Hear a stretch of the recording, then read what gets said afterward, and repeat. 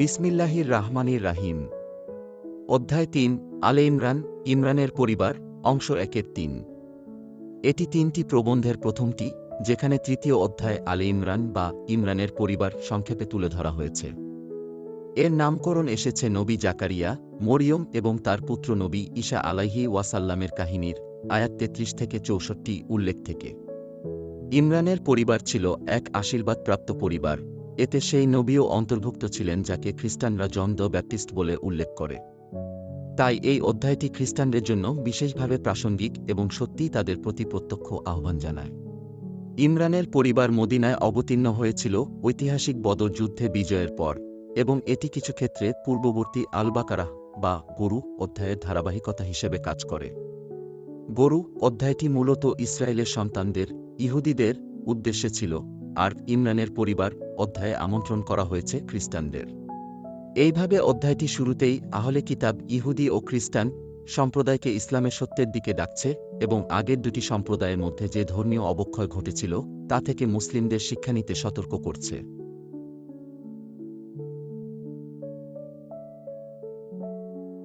আয়াত ১-৬ কুরআন পূর্ববর্তী প্রত্যাদেশকে নিশ্চিত করে। এই অধ্যায়টি আগের অধ্যায়ের মতোই আলিফ, লাম, মিম অক্ষরমালার মাধ্যমে শুরু হয়েছে। এগুলো কুরআনের ২৯টি সূরার সূচনায় ব্যবহৃত ১৪টি বর্ণের বিভিন্ন সমাবেশের অংশ, তবে আল্লাহ এসব অক্ষরের নির্দিষ্ট কোনো অর্থ প্রকাশ করেননি। এই অক্ষরগুলোর পরে সঙ্গে সঙ্গে আল্লাহর প্রশংসা উচ্চারণ করা হয়েছে। তিনি চিরঞ্জীব এবং চিরন্তন। তিনি সেই সত্তা যিনি কুরআন অবতীর্ণ করেছেন, যা পূর্ববর্তী গ্রন্থ তাওরাত ও ঈসা আলাইহি ওয়াসাল্লামের কাছে অবতীর্ণ ইনজিলকে নিশ্চিত করে। এটি হিদায়াত ও সত্যমিথ্যার মধ্যে পার্থক্যকারী মানদণ্ড, আর যে এটাকে অস্বীকার করবে তাকে কঠোর শাস্তির সম্মুখীন হতে হবে।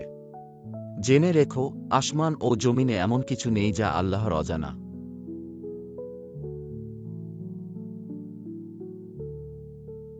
আয়াত ৭-১৩ স্পষ্ট নাকি রূপক। কিছু আয়াত সুস্পষ্ট অর্থ বহন করে এবং অন্য কিছু আয়াত একাধিকভাবে ব্যাখ্যা করা যেতে পারে। কিছু মানুষ অস্পষ্ট আয়াতের মধ্যে লুকানো অর্থ খুঁজে অন্যদের বিভ্রান্ত করার চেষ্টা করে, অথচ এসব আয়াতের প্রকৃত ব্যাখ্যা কেবল আল্লাহই জানেন। কিন্তু যারা দৃঢ় জ্ঞানসম্পন্ন তারা বলে, আমরা এতে বিশ্বাস করি, এটা আমাদের রবের কাছ থেকেই এসেছে। সম্পদের আধিক্য কিংবা সন্তান সংখ্যা তোমাকে সেদিন কোনো কাজে দেবে না। অবিশ্বাসীরা পরাজিত হবে এবং জাহান্নামে জড়ো হবে। বদর যুদ্ধ ছিল একটি শিক্ষা। বিশ্বাসীরা তাদের চেয়ে দ্বিগুণ সৈন্যসংখ্যার শত্রুকেও পরাজিত করেছিল, কারণ আল্লাহর সাহায্য থাকলে পরাজয় আসবে না।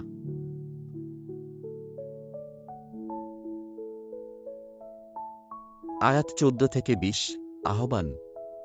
পৃথিবীর জীবন লোভনীয়, সুন্দরী সাথী, সন্তান, রত্নপাথর ও অলঙ্কার, দামি বাসস্থান ও বাহন মানুষের কামনা জাগায়। কিন্তু জান্নাতে যা প্রতিশ্রুত হয়েছে তা আরও আকাঙ্ক্ষিত ও মনোরম। যারা আল্লাহকে ভয় করে তারা প্রবহমান নদীসমৃদ্ধ জান্নাতে চিরকাল বাস করবে।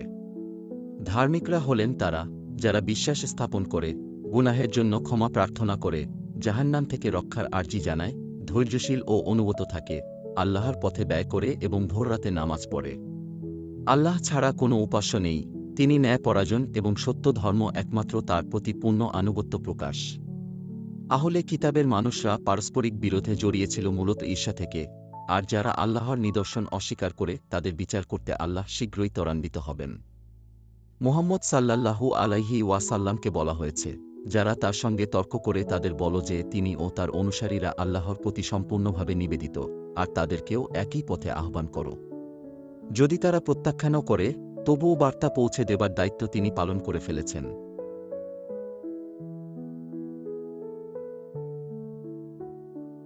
আয়াত ২১-৩০ শাস্তির ভয়।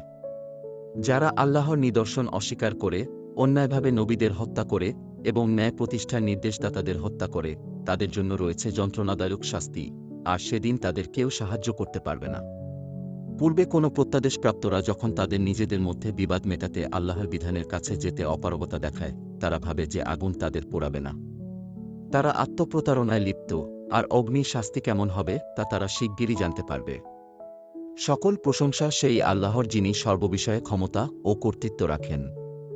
তিনি দিনরাতের আবর্তন ঘটান, জীবিত থেকে মৃতকে বের করেন এবং মৃত থেকে জীবিতকে বের করে আনেন, যাকে ইচ্ছা তাকে রিজিক দান করেন। তিনি বিশ্বাসীদের সতর্ক করছেন যেন তারা অবিশ্বাসীদের কাছ থেকে রক্ষা খোঁজার সময় শুধুমাত্র নিপীড়ন থেকে রেহাই পাওয়ার অভিপ্রায় করে। মনে রেখো, দৃশ্যমান বা অদৃশ্য সবই আল্লাহ জানেন, তিনি সর্বশক্তিমান। তার শাস্তিকে ভয় করো, তবে জেনে রেখো তিনি তার প্রতি নিবেদিতদের প্রতি পরম দয়ালু।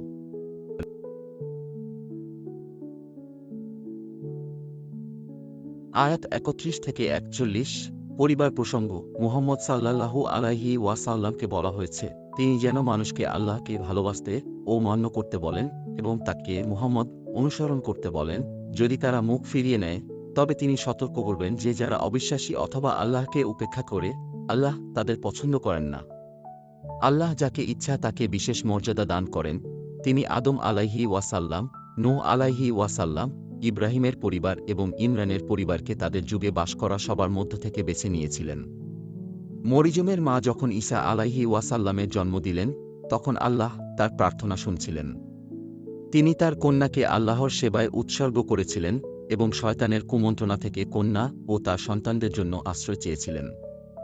মরিয়ম বড় হয়ে ধীরস্থির ধার্মিক হয়ে উঠেছিলেন এবং যখন তিনি উপাসনালয় নির্জনে থাকতেন আল্লাহ তার সব প্রয়োজন সরবরাহ করতেন, যা তার অভিভাবক জাকারিয়াহকে বিস্মিত করত।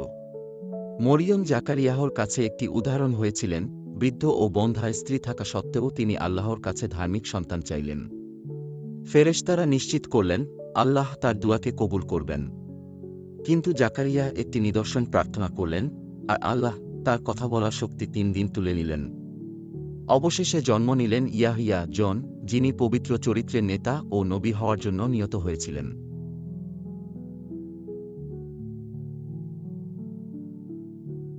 আয়াত ৪২ থেকে ৫২। ঈসা আলাইহি ওয়াসাল্লামের ঘটনা। মরিয়ম ঈসা আলাইহি ওয়াসাল্লামের জননী, আল্লাহর দ্বারা মনোনীত ও সম্মানিত হয়েছিলেন। তার কাহিনী এমন একটি বিষয় যা মুহাম্মদ সাল্লাল্লাহু আলাইহি ওয়াসাল্লাম জানতেন না। অদৃশ্য জগৎ থেকে আল্লাহ তাকে তা জানিয়েছেন। ফেরেশতারা মরিয়মকে জানালেন যে আল্লাহ তাকে এমন এক পুত্র দেবেন যিনি ইহকাল ও পরকালে সম্মানিত হবেন।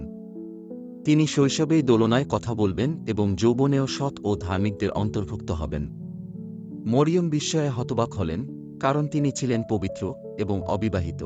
কিন্তু ফেরেশতারা তাকে বোঝালেন যে আল্লাহ যখন কোনো কিছু ঘটার কথা বলেন, হও, তখনই তা হয়ে যায়। আল্লাহ ঈসা আলাইহি ওয়াসাল্লামকে তাওরাত, ইনজিল ও অন্য কিছু প্রত্যাদেশ শিখিয়ে দেবেন, আর তিনি ইসরায়েলের সন্তানদের কাছে নবী ও রাসূল হিসেবে প্রেরিত হবেন। ঈসা আশ্চর্যজনক সব কাজ করবেন। কাদামাটি থেকে পাখি গড়ে তা জীবন্ত হয়ে যাবে, কুষ্ঠরোগ ও অন্ধত্ব সারিয়ে তুলবেন, সবই আল্লাহর অনুমতিতে। তিনি তাওরাতের কথা নিশ্চিত করবেন এবং পূর্বে নিষিদ্ধ কিছু জিনিসকে বৈধ করে দেবেন যাতে বিশ্বাসীরা নিদর্শন পায়। ঈসা তার সম্প্রদায়কে আল্লাহকে ভয় করতে এবং কেবল তাকেই ইবাদত করতে বলবেন। তবে ঈসা বুঝতে পারলেন যে অনেকে অবিশ্বাসী, তাই তিনি জিজ্ঞেস করলেন, কে তার সঙ্গে আল্লাহর পথে সাহায্যকারী হবে? তার শিষ্যরা বলল, আমরা আল্লাহর পথে তোমাকে সাহায্য করব। আমরা আল্লাহতে বিশ্বাস করি এবং সাক্ষ্য দিচ্ছি যে আমরা মুসলিম।